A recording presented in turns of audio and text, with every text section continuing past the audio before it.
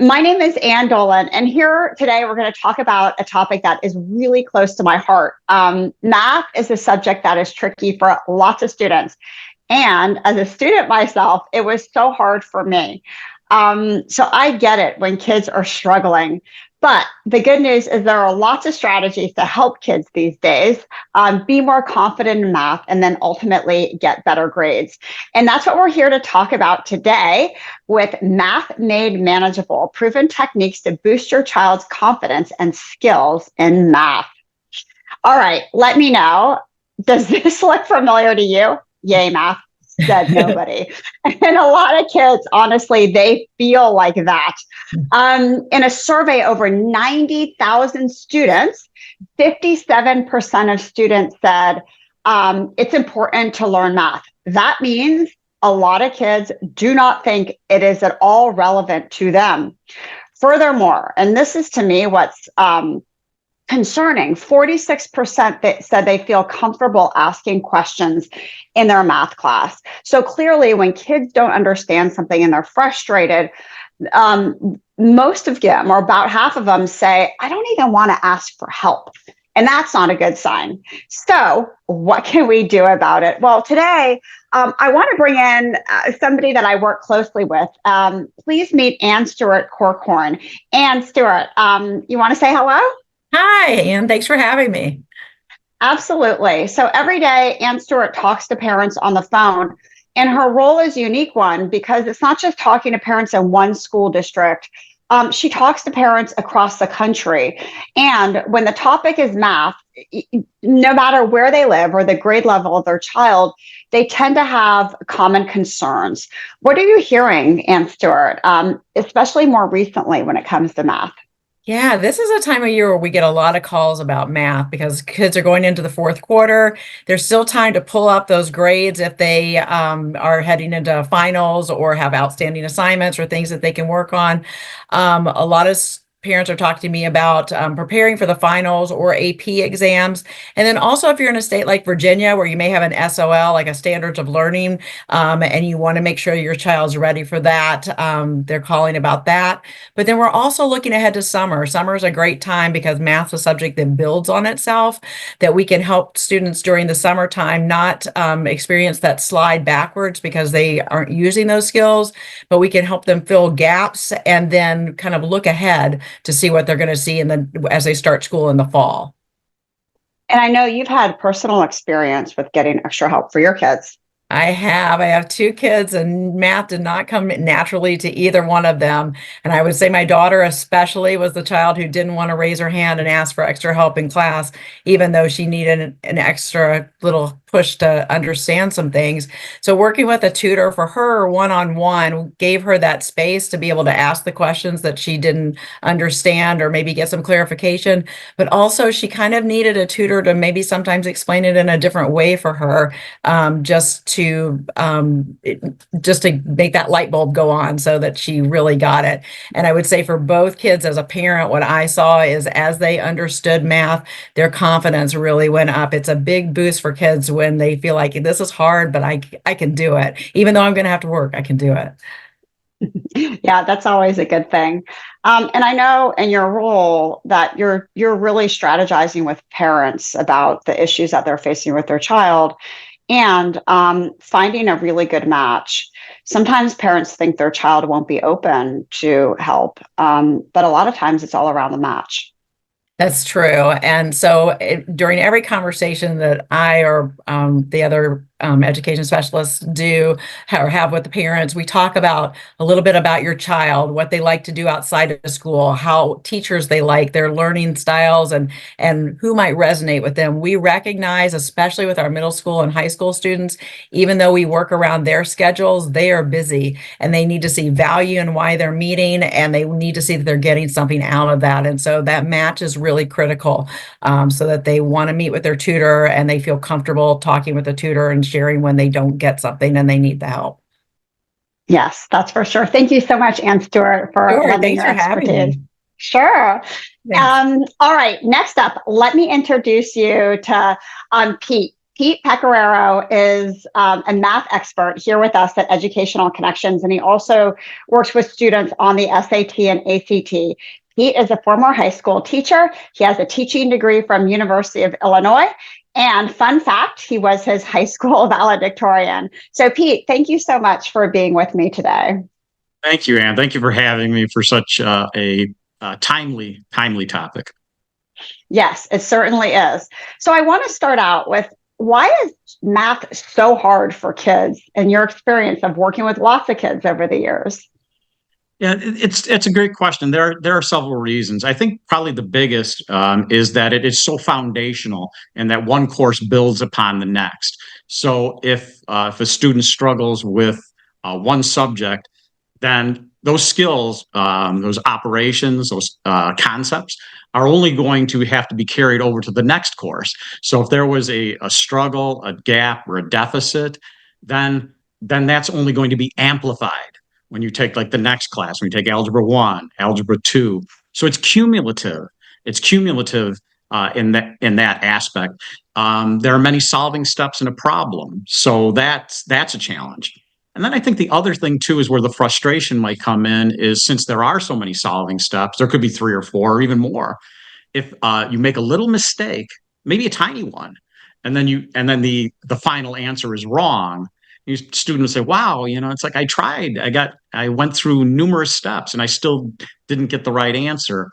Then that's where a little bit of kind of like the frustration and kind of agony can begin. Yeah. And I would also say that, math requires an awful lot of working memory. Working memory isn't really short term or long term. It's your ability to juggle lots of thoughts in your head. And to your Right. point, like, there's a lot of steps and problems. You got a lot going on. And so for kids with ADHD or executive function issues, we often see that math and written language, because they're so heavy in working memory, can be hard. Very Pete, true. coupled with that, we've also seen gaps in kids that we didn't see 5 or 10 years ago. Tell us a little bit about what you are seeing with the students you're working with.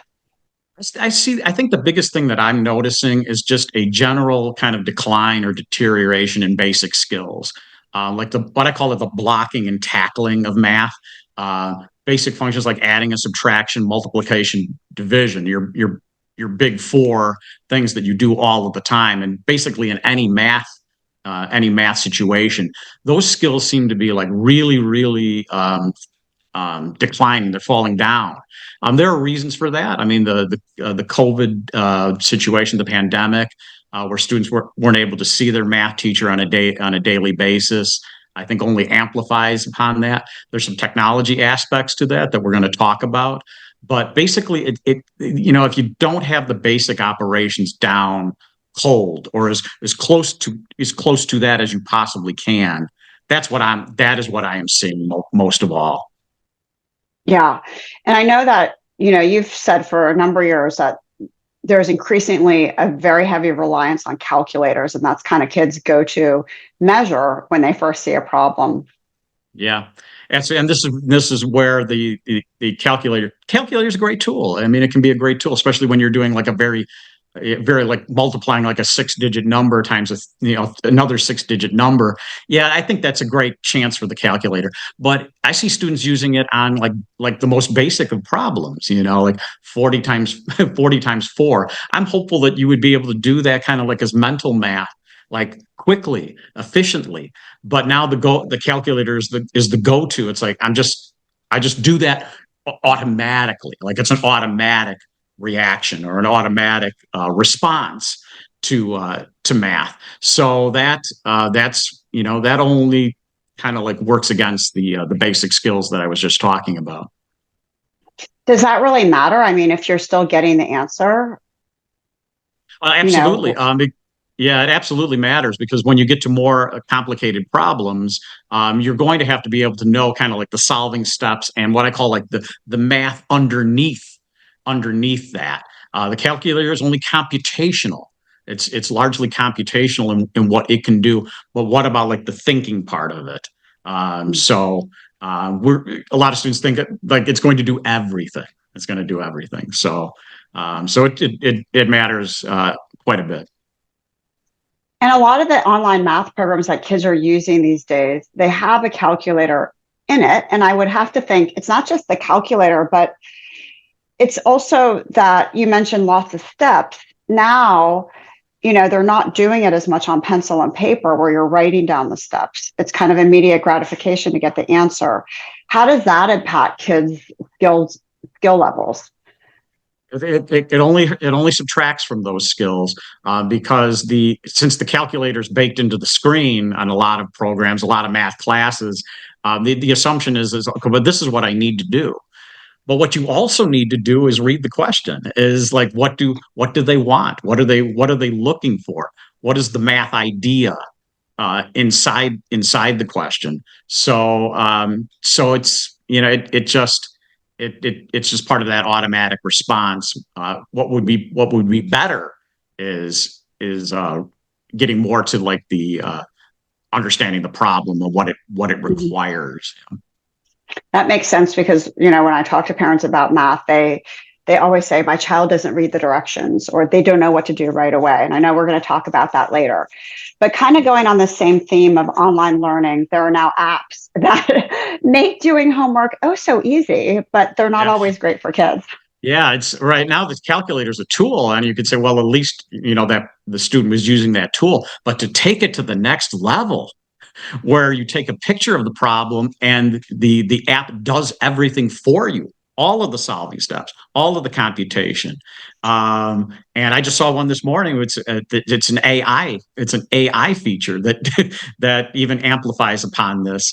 These are very popular applications. It's basically, think of it, it's doing the homework for you in a very real way.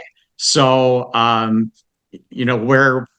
where will that lead? You're just really not going to understand, math to a deep level. It's probably not even at a surface level at that point if the application is doing everything for you. So that's another aspect. That's a technology aspect.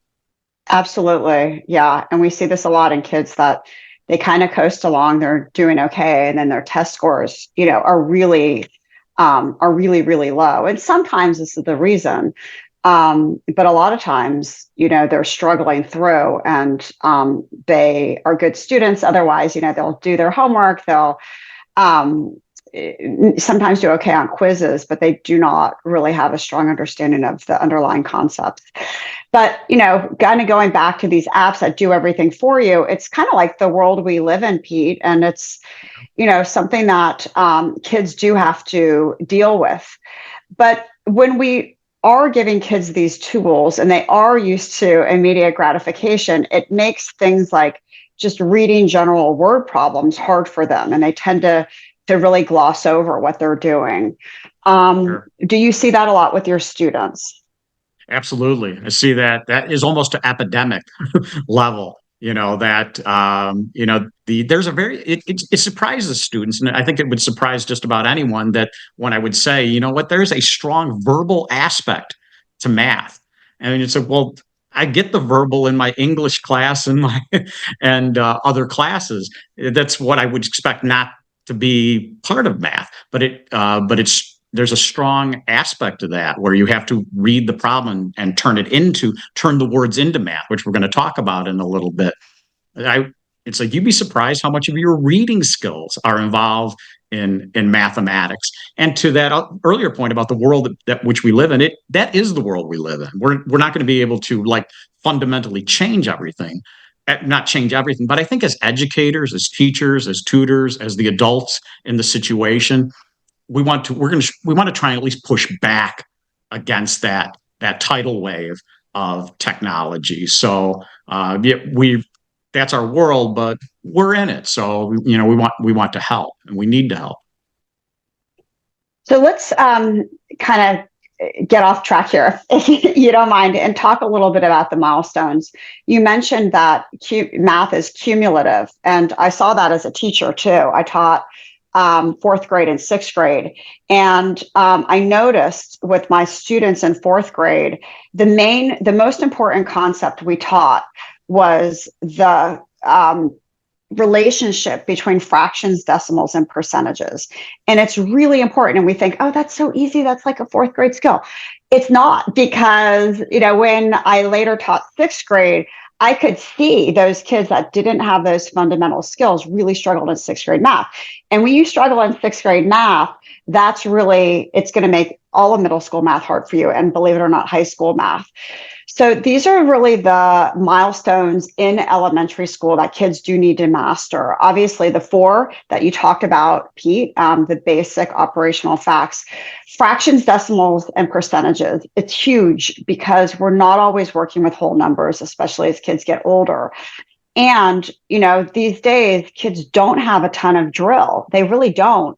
I used to do mad minutes with kids where, you worked on something for a minute, and that helped them a lot. And so there's less of an emphasis on knowing these facts, which isn't always great for kids, but they are important for them to know later on. And then in middle school, they need to be able to solve for one variable with whole numbers and fractions. But I think the most important thing that kids need to know in middle school, and I know we're going to talk about this in a second, Pete, is really that translation of numbers to language, or language to numbers, and really turning words into math, especially when they see math problems, word problems. So everything that kids do, it sets the stage for high school. And if kids have trouble in high school, you can bet that there was something the year or two before that's still in the way. And even up through calculus, having these fundamental skills helps you later on. And really, that's why math course selection is so important. And I know, parents are probably thinking, oh, my child picked their courses if they're in middle school or high school. It's still not too late to go back and change a course. But what we see is sometimes kids, in an effort, especially in these competitive areas we live in, kids are, oversubscribed. They're taking really difficult classes when they may not have that foundational ability. Pete, tell us a little bit about those kids and what we do. That is a challenge. I mean, because if that course isn't like you're in over your head, then and it's a struggle, the next course is only going to be that much more difficult, because those deficits are going to carry along. So getting that right is super important. And then for me as a tutor, what I find myself kind of like addressing is like, how do we address the deficits, the gaps, things that you're not seeming to be didn't carry along, maybe didn't learn it in the first place, and now here we are trying to kind of like backtrack a little bit. It's I see that a lot in what I do, especially with the ACT and SAT. That's already a high school test for a junior in high school. So sometimes we're addressing deficits that were happened in freshman year and sophomore year, geometry 3 or 4 years ago. So we're making up. Sometimes we're trying to make up ground, lost that was lost. Yeah, fill in the gaps. And then on the other side of that is the kids that they want to go into a STEM major, and they didn't quite realize when they were younger that they should be challenging themselves and they should be taking advanced math courses, and they don't realize that, because often in schools we say, like, don't stress yourself out. But if you have an inclination towards the math and sciences, it is in your best interest to challenge yourself early on. That's for sure. Pete, let's switch gears a little bit and talk about really how to know if your child needs help. Some things that I've heard from parents over the years are, and from my own kids and from a million kids that I've tutored, are things that sound negatively about math, like especially blaming it on others. My teacher stinks. Everybody has a bad grade in my class. Or I hate math. This is so dumb. Why do I have to know this anyways? I'm never really going to see it, ever use this in my life. So we hear comments like that, but then we see things like kids missing assignments, skipping assignments, kids that kind of like get into avoidance mode. and it feels overwhelming and hard for them. And so what do you do when that happens? Well, you kind of like shut down, you procrastinate, you put it off. Um, and that results in lower grades. So kind of back to the kid we talked about earlier, maybe they're kind of plodding along, but they have a lot of low test grades. That's a sign they need help. And really, even if your child says, I'm fine, I got this, but you're still seeing all those other signs, sometimes as parents, we're like, okay, you said you got this. That's not always true. And we want to lean in and make sure that they get the support that they need. So there's lots of ways we can help kids that are, that have some of these tendencies. Certainly as parents, we want to stay calm. We want to let them know, okay, we can help. We're going to make this right, and be positive as possible instead of like, don't worry, honey, you come by this naturally. Like, I was terrible at math too. Our whole family's bad at math. That would not be a good thing to say. But we want to understand. We want to say, yes, you're right. This is hard. I can tell you're frustrated. I believe you that this is difficult, and stay calm and positive. Other things aside from that parental role that make a huge difference is that, kind of Ann Stewart alluded to it, is that sometimes when kids are hearing problems explained one way in their class and they are not getting it, they need to hear it a different way, perhaps from somebody else. And ideally, it's one-to-one. You can't try harder and focus more and get better at math. Really, if you're not understanding it, you need it explained another way. And in addition to that, you need repetition around it. It can't just be like you go for help once or maybe twice, but it needs to be practiced over and over. So it might be starting with the teacher saying, I've noticed Jimmy's having difficulty with this. Finding a tutor, somebody that specifically can work one-on-one. So let's talk a little bit about strategies that our coaches use, our math tutors and coaches. Really, I'm using those terms interchangeably. But Pete, we talked about this turning words into math. And to me, when I remember sitting in 7th grade pre-algebra and just feeling so lost and overwhelmed and like wanted to cry, and I'd always sit in the back. And so nobody would notice me, not even my teacher, Mrs. Beaupre. But my mother got me a tutor, and it just like changed my world, because one of the first things he said is like, I'm going to teach you this. These words mean something. Why are words so meaningful in addition to numbers? Yeah, it's a great question, and I totally subscribe to everything you just said. I mean, math is a language. I try and kind of like approach it that way. It's like many languages, you have to get used to how it works and what things mean. So even Spanish and foreign languages, but math is its own language. So the words, you can take words such like in this problem that we see on our webinar. The word "and" means a plus sign. Turn that into a plus sign. That stands for addition. The word "of," I always tell my students, that almost always implies multiplication. So I was like, did you know that? And a lot of people say, I didn't know that. So when you see an "of," start thinking about multiplication, and then make your multiplication sign. You're literally taking the words that are words, like a paragraph, and turning it into an equation that you can do. If you can do that, you create understanding. And then if you can create understanding, then you can unlock the problem, most likely in a way that you can deal with. Even a simple word like "is" stands for the equal sign. It means equal.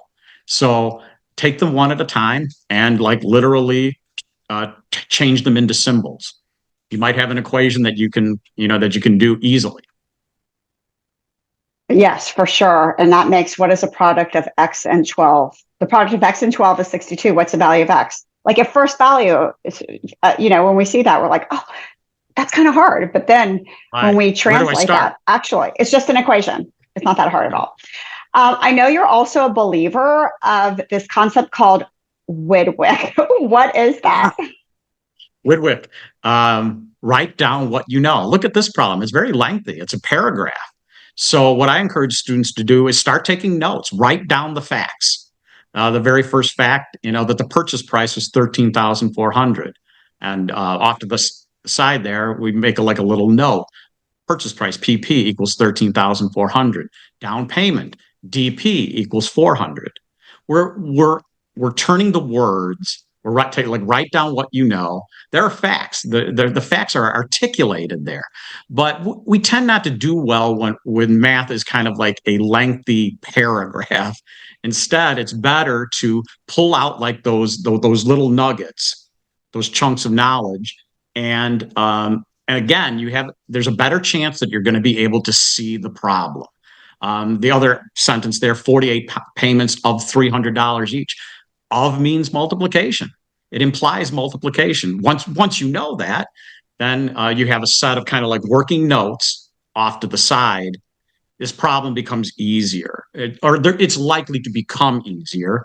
And of course, with practice and exposure, you get better. You get better at it. So that's WIDWIC. Write down what you know. There's almost always some given facts to work that you can work with. And I know making math visual is another strategy that can make huge improvements of kids' confidence and ability to solve problems. Right. A lot of times it's making a picture. I mean, sometimes it's just the best way to see a problem. Here, most people would look at this. My students would look at this as like, where do I even start? All elements of A are elements of B. So I show a circle there where A is a smaller circle inside of B, implying that everything that's in A is also in B. I think you have just a much better chance of like understanding this. Everything in the problem, there are no numbers. It's all words. So sometimes a picture is the best way of doing it. And showing like circle A inside of B and circle C inside of D, you can see it's a visual way to show that these things really might not have anything in common. But would you know that by looking at the words? Probably not. A lot of problems, like when I get to the ACT, SAT level, even in high school classes as well, they'll describe something that's visual. Sarah is redesigning her apartment that's in the shape of a rectangle. Shouldn't you draw a rectangle? Wouldn't that be wise to do so? And a lot of people, it's funny, students are kind of like reluctant to do that, but then when they see, that it genuinely helps, then it's all about creating understanding. And some people are visual learners. Many people are, and it's a very powerful way to deal with a math problem. And Pete, going back to what we said at the very beginning, half of kids don't really see that there's a purpose behind math, but there is. I mean, there are lots of real world applications. Absolutely. I mean, I was thinking about when you were saying like some of the frustration when students articulate like the frustration they're feeling. It's like, I don't get it. This is stupid. When am I ever going to use this? Right? Is every single problem, every test without exception on ACT, SAT will have a problem like population increases 7%, something like that. So that you're doing that all the time. Like when you buy things, do you realize like when tax is added on, you're adding a percent of money to like the item that you purchased? We go to the Target or Kohl's and they say it's 30% off.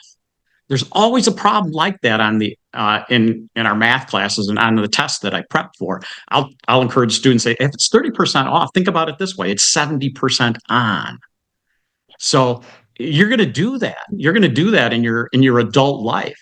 You're remodeling your home and you're buying a certain amount of carpet, square footage of carpet. That's going to happen. So things like this are going to enter your real world, your adult life. So there are applications. And I try to kind of like make that a part of what I do when I'm helping students understand kind of like the math idea inside of a classroom problem. And so in helping kids, there has to be an awful lot of guided practice. And I saw, one parent earlier wrote, how do you help kids teach math to kids that have ADHD?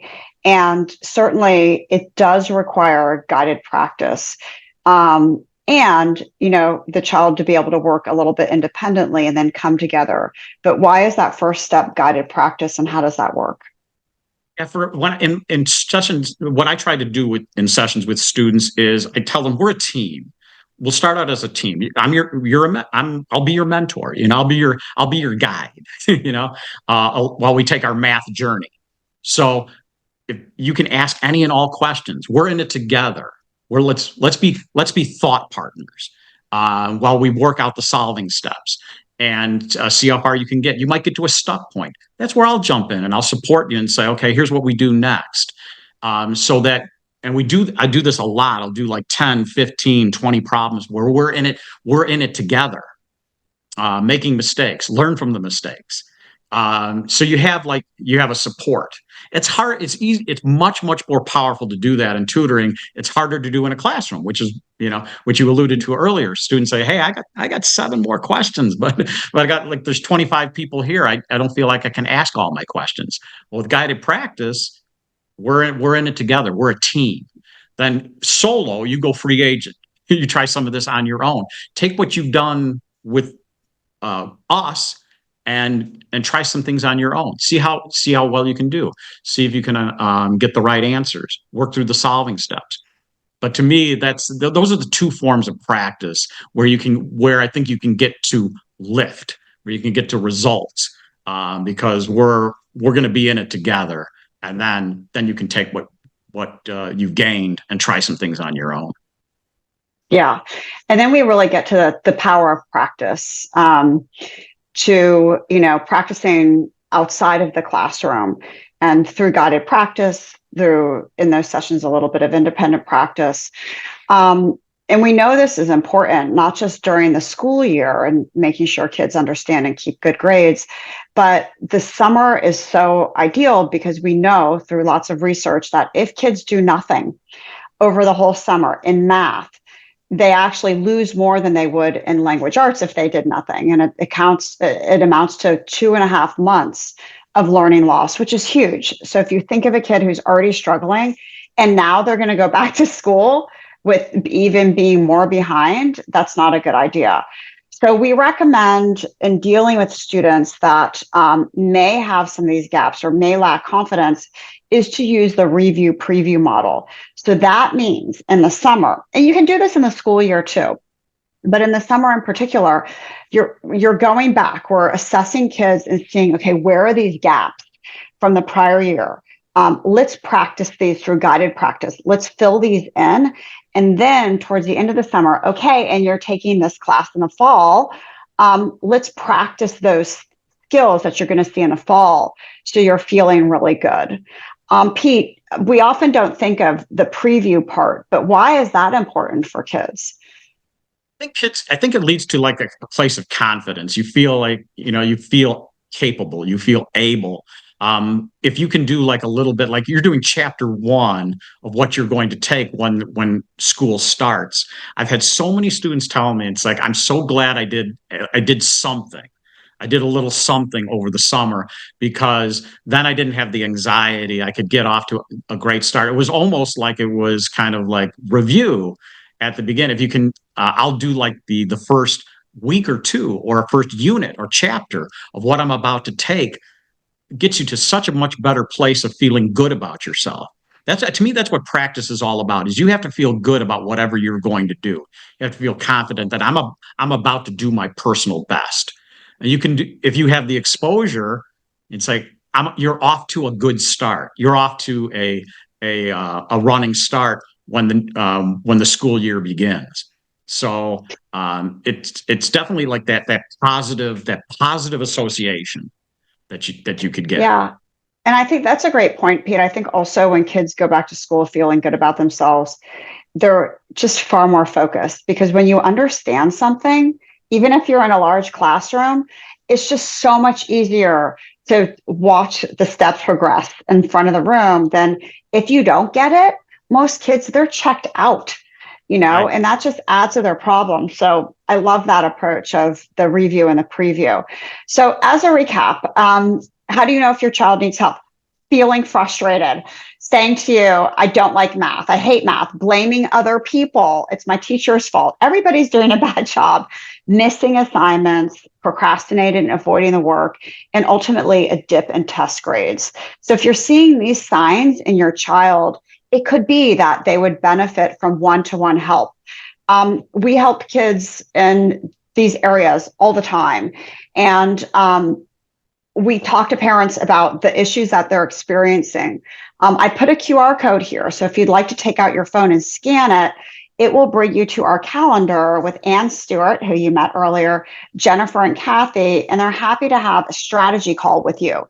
And this is a 20-minute call to talk about your child and talk about what could be a good approach going forward. And also to talk about their background and what could be causing some of these issues in math. So I would love to go to Q&A right now. And by the way, at the end, there will be a survey that pops up. And if you would be so kind as to complete the survey for us, that would be fabulous. So the questions that parents have around math.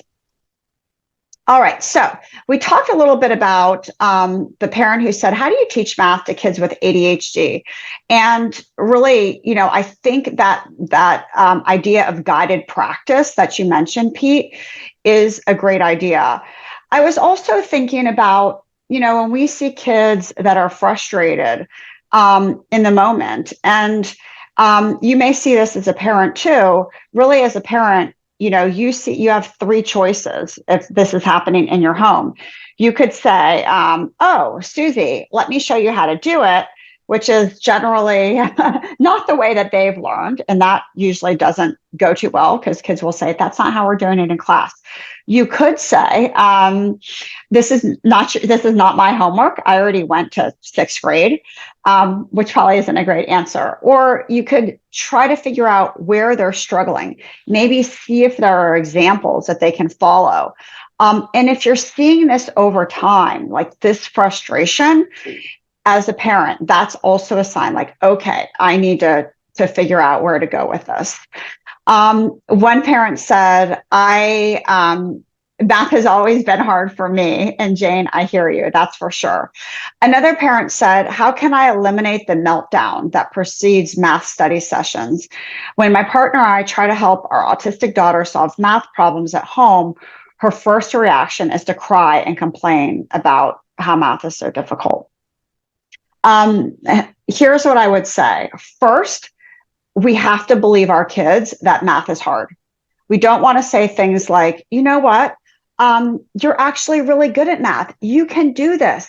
Let me show you how. Try harder.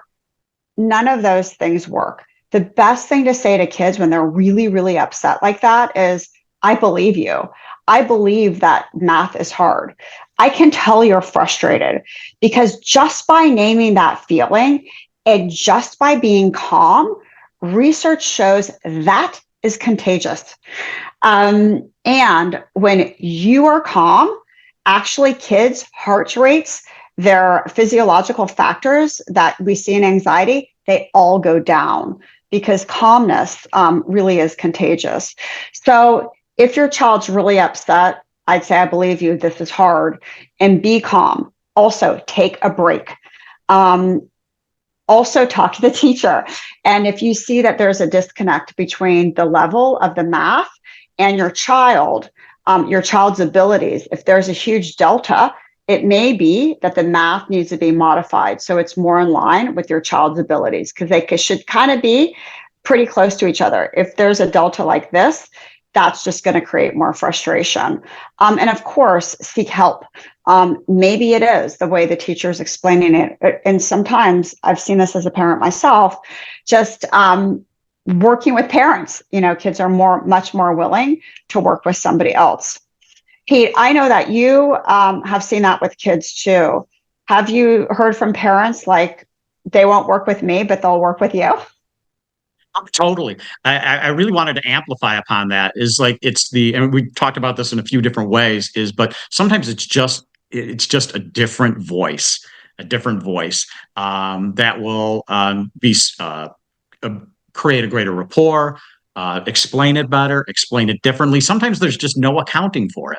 But I've had that a number of times. Saying a lot of people say, "I wish you were my teacher." It's like, well, I can't do that, but I'm glad to be your tutor. And it's just a different voice in the room that can help somebody connect. And the other thing too is I'm a big believer in small victories.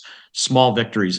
If a student is having that meltdown that you were just talking about, it's like I'll try and deliberately. I'll start off. Let's look at something that I have a feeling you can do, and then you do it. When you see yourself doing good, you tend to do good. So even if small victories are huge, I tell students you're probably not going to be a mathematician. You don't want to be. You don't want to be, but you want what you're looking for is you just want to be able to do your personal best. And if you do that, then it's like then you did everything that anybody could ask of you. If you have accomplished your personal best. So small victories are huge. Small victories are huge victories, and then that different voice is can be so powerful. We have a couple of questions about struggling with the language of math. But I think it kind of lends itself to, kids that get overwhelmed and then they get to a problem. They do not want to write down their work. They don't want to show their work or write down the steps. What do you do with kids like that who really resist that effort? I show them like follow me. This is what I would do. And I would tell you it's like I would tell you I don't need to write down any of these things, but I do it anyway. I would do it anyway because it's creating habits. And I say there is a positive. You don't want to do it. I get that, but it will actually has a benefit because if you do, you can get the wrong answer, and you'd still probably get like a good deal of credit for having shown that you went through most of the solving steps. It's like don't you want that? Why wouldn't you want that? It's like even if it leads to an incorrect answer, there's a benefit. There's like a known benefit. Yeah, I agree with you. I love the idea of like follow me because we often tell kids write down the steps, do it like this, do it like that. And sometimes if they're sitting in a large classroom and somebody's going through it and they're not getting it, when they go home, they don't really know what that means. And we're telling them to do something that they're not quite sure how to do it. And that's why, let me be your Sherpa in a way and follow me. I'm going to show you how to do this. That's where the guided practice comes in.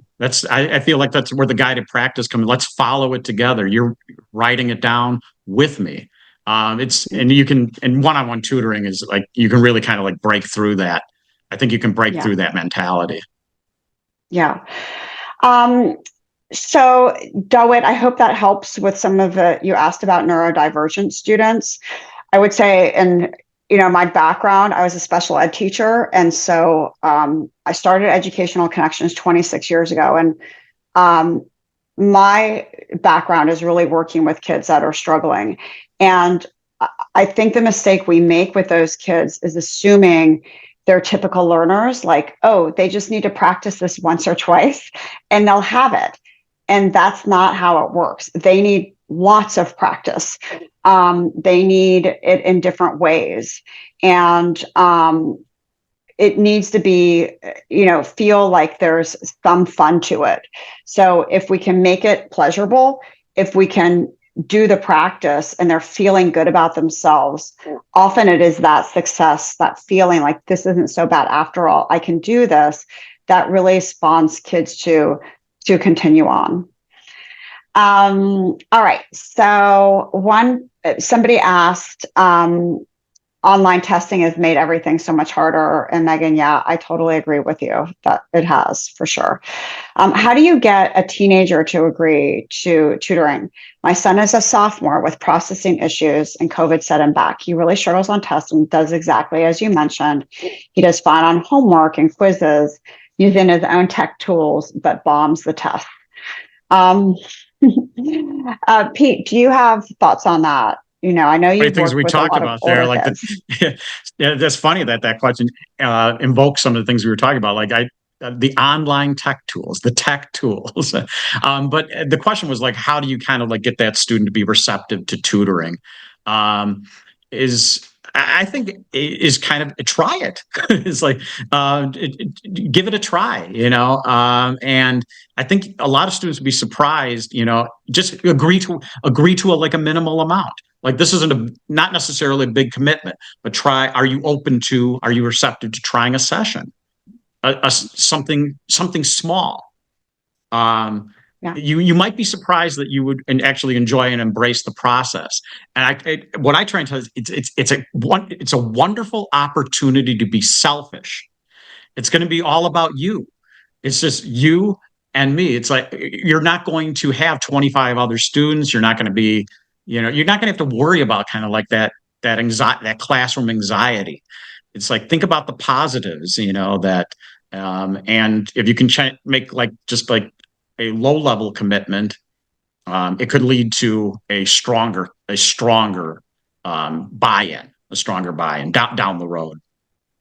I was also thinking about the match and like allowing kids to have say and the type of person that they've done well with in the past. And that's one of the questions we ask is tell me about your child's personality. What kind of teachers has he liked in the past? Because having somebody that is going to develop a great rapport with your child is the key. All bets are off. If kids don't like the person they're working with, it's a tough sell. But if they enjoy the person they're working with, even if they don't like the subject that much, it's okay. We can get through to them, right? Totally agree. Yeah. A couple of people asked over the summer, what is the frequency like? And usually it's, depending on the need of the student, how much help they need. Often kids are once or twice a week through our services. And if you want to help your child alone, you can work with them on a daily basis for a very short amount of time. Even 15 minutes is fine. But if you want somebody who's going to just take all over for you and do everything for you, then I would probably say once or twice a week. All right, Pete, I think that wraps us up. Thank you so much for being my guest today and for shedding light on a difficult subject. I appreciate you and thank you, everybody, for joining us today. I wish you all the best for the remainder of the school year. Have a great day, everybody, and bye-bye.